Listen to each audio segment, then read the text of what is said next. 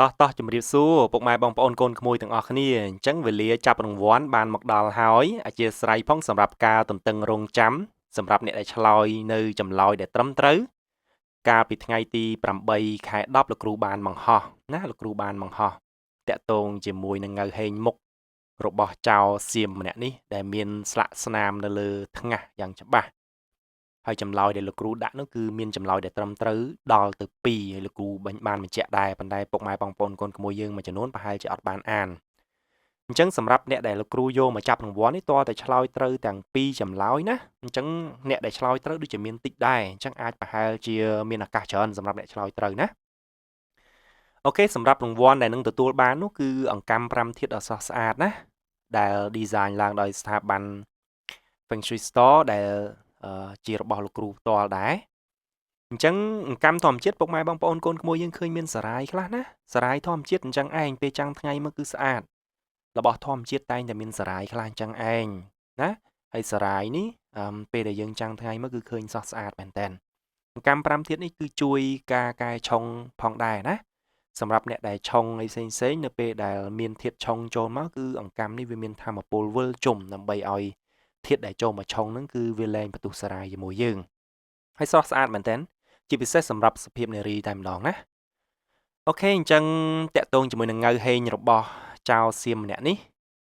ចម្លើយដែលត្រឹមត្រូវគឺមាន2ណាអញ្ចឹងសម្រាប់មនុស្សយើងដែលមានស្លាកស្នាមជាពិសេសណាជាពិសេសដូចចៅសៀមម្នាក់នេះដែលមានស្លាកស្នាមច្បាស់ក្រឡែតនៅលើថ្ងាសរបៀបនេះចម្លើយវាមានដែលលោកគ្រូបានដាក់នោះមាន5ទី1គិតតែរឿងអាចជាប់ក្នុងខួរក្បាលទី2អាចត្រូវរន្ទះបាញ់ចំកណ្ដាលថ្ងាសហើយមិនចាប់ជាតិទេទី3រៀនសូត្របានតិចការរៀនសូត្រមានឧបសគ្គខ្វះការអប់រំទី4ជាថ្ងាសត្រូវគ្រាប់ស្លាប់តៃហោងចាប់ជាតិជាសត្វជ្រូកទី5ការចងចាំខ្សោយធ្វើអ្វីមួយមិនសូវឆ្លងកាត់ខួរណាមិនពូកែគិតអូខេ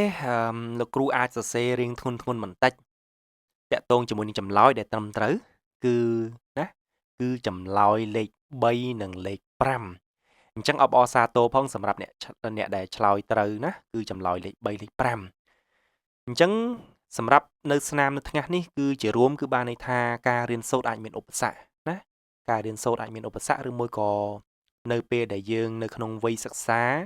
យើងមិនសូវខិតខំរៀនសូត្រដូចជាដើមណាអាហ្នឹងគឺអត្ថន័យបានន័យអញ្ចឹងហើយទី5ក៏បានដល់តាក់ទងជាមួយនឹងការចងចាំអាចមិនសូវចងចាំច្រើនក៏បានដល់របៀបដូចថា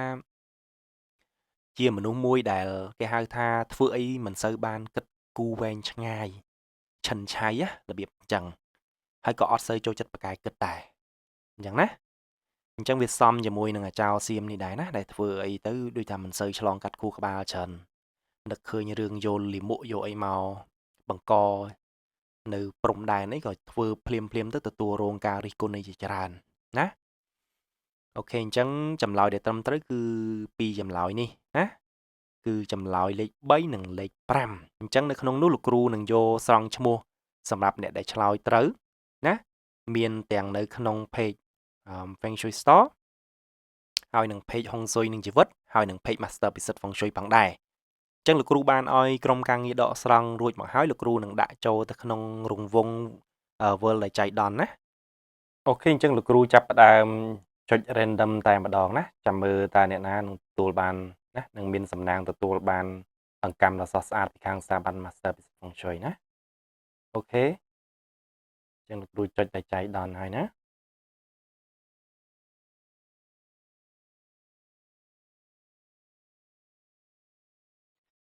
អបអរសាទរណាឆវី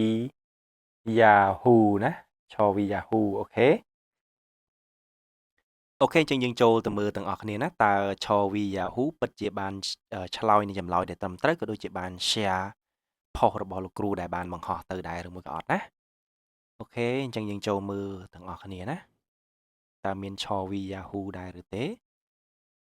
អូខេនេះឆវីយ៉ាហ៊ូណាហើយយើងចូលទៅឆែកមើលតើគាត់បាន share ដាក់ public ដែរឬមួយក៏អត់អូខេឆវីយ៉ាហ៊ូគាត់ ពិតជាបានខមមិនចម្លើយដែលត្រឹមត្រូវឲ្យបាន share ត្រឹមត្រូវតាមលក្ខខណ្ឌរបស់លោកគ្រូបានដាក់ណាពុកម៉ែបងប្អូនកូនក្មួយយើងខ្លះគាត់ឆ្លើយត្រូវប៉ុន្តែគាត់អត់បានបំពេញគ្រប់លក្ខខណ្ឌគឺគាត់អត់បាន share page របស់លោកគ្រូក៏ដូចជាដាក់ public ទេអញ្ចឹងអបអរសាទរផងណាឆវីយ៉ាហ៊ូណាក្រុមការងារនឹងឆាតទៅកាន់គាត់ណាអបអរសាទរដែលគាត់ទទួលបានសំណាងណាទទួលបានអង្កាំ5ធាតុពីលោកគ្រូមួយខ្សែណាអញ្ចឹងក្រុមការងារនឹងឆាតទៅកាន់គាត់អូខេអញ្ចឹងសម្រាប់ពុកម៉ែបងប្អូនកូនក្មួយយើងដែលចង់បានអង្កាំប្រើប្រាស់ណាអង្កាំពាក់ឲ្យត្រូវតាមដួងរាសីរបស់ខ្លួនពាក់ដើម្បីការពារខ្លួនគឺអាចចូលមកកាន់ page របស់លោកគ្រូបានណា Feng Shui Store គឺរាល់ការដែលពុកម៉ែបងប្អូនជាវអង្កាំពីខាងស្ថាប័នលោកគ្រូគឺលោកគ្រូឆែកធាតុត្រូវការឲ្យពាក់ឲ្យត្រូវជាមួយនឹងធាតុដែលយើងត្រូវការចាប់ផ្ដើមពាក់ណាចាប់ពីវេលាល្អរបស់យើងដើម្បីយើងទទួលបានលាភជ័យលាភសំណាង